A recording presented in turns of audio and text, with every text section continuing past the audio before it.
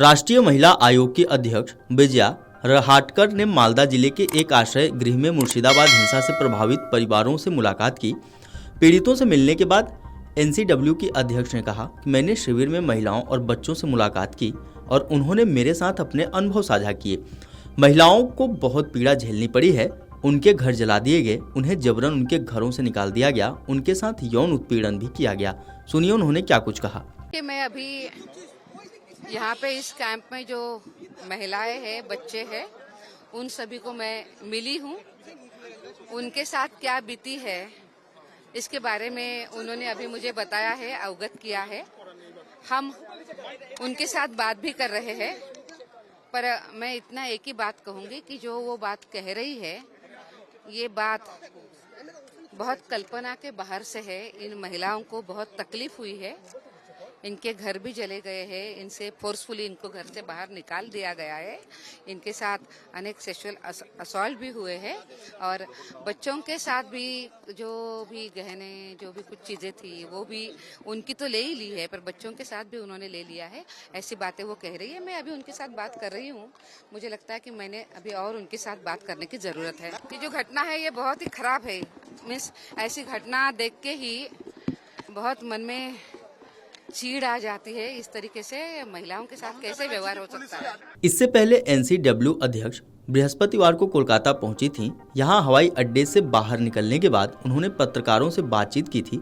इस दौरान उन्होंने कहा था कि यहां भड़की सांप्रदायिक हिंसा के बाद यहां की महिलाएं बहुत डरी हुई हैं। एनसीडब्ल्यू ने इसका संज्ञान लिया है। हमने एक जांच समिति गठित की है। मैं भी जांच समिति का हिस्सा हूं। अगले 3 दिनों में हम हिंसा प्रभावित इलाकों मालदा और मुर्शिदाबाद जाएंगे। वहां प्रभावित महिलाओं से मिलेंगे और उनसे बातचीत करेंगे। अर्चना मजूमदार जैसे आयोग के अन्य सदस्य भी मेरे साथ रहेंगे। आपको बता दें कि शुक्रवार को राज्यपाल सीबी आनंद बोस ने भी पीड़ितों से मुलाकात की है। पश्चिम बंगाल के मुर्शिदाबाद जिले में फैली हिंसा से डरकर सैकड़ों लोग भागकर पास के मालदा जिले में पहुंच गए थे।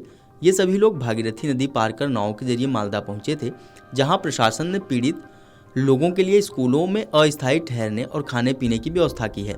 मुर्शिदाबाद जिले के कई इलाकों जैसे सूती, धुलियन, जंगीपुर और शमशेरगंज में वक्फ कानून के खिलाफ प्रदर्शन के दौरान हिंसा भड़क उठी। यह क्षेत्र मुस्लिम बहुल है और प्रदर्शन धीरे धीरे सांप्रदायिक तनाव में बदल गया। विपक्ष के नेता शुभेंदु अधिकारी ने बड़ी बात कही। उन्होंने कहा था कि धुलियन से करीब 400 हिंदू नागरिक डर के मारे भागकर भागीरथी नदी पार कर मालदा जिले के वैष्णव नगर इलाके में पहुंचे हैं। उनको लालपुर हाई स्कूल में ठहराया गया है। उन्होंने राज्य सरकार पर हमला बोलते हुए कहा था कि तृणमूल कांग्रेस की तुष्टीकरण की राजनीति से कट्टरपंथी ताकतों का हौसला बढ़ा है। उन्होंने केंद्र सरकार से अनुरोध किया कि पीड़ितों को सुरक्षित वापस लाने की व्यवस्था की जाए। पश्चिम बंगाल में वक्फ कानून के विरोध के दौरान भड़की हिंसा में 12 अप्रैल को कलकत्ता हाईकोर्ट ने बड़ा फैसला दिया। उच्च न्यायालय ने मुर्शिदाबाद जिले में केंद्रीय बलों की तैनाती का आदेश दिया था।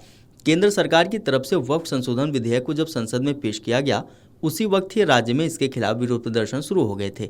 लेकिन जब ये विधेयक संसद से पास होकर कानून बना तो प्रदर्शन हिंसक हो गए। कलकत्ता हाईकोर्ट के निर्देश के बाद केंद्र सरकार ने पश्चिम बंगाल में अर्धसैनिक बलों की 16 कंपनियां भेजी हैं। मुर्शिदाबाद जिले में हुई झड़पों में कम से कम 3 लोग मारे गए हैं और हिंसा के सिलसिले में 100 से अधिक लोगों को गिरफ्तार किया गया है। पश्चिम बंगाल विधानसभा में नेता प्रतिपक्ष शुभेंदु अधिकारी की तरफ से दायर याचिका पर सुनवाई करते हुए न्यायमूर्ति सौमेन सेन की अध्यक्षता वाली एक खंडपीठ ने सामान्य स्थिति बहाल करने में सहायता के लिए मुर्शिदाबाद के प्रभावित क्षेत्रों में सीएपीएफ की तैनाती का आदेश दिया है। मामले में मुख्य न्यायाधीश ने न्यायमूर्ति सोमेन सेन और न्यायमूर्ति राजा बसु चौधरी की विशेष पीठ गठित की थी।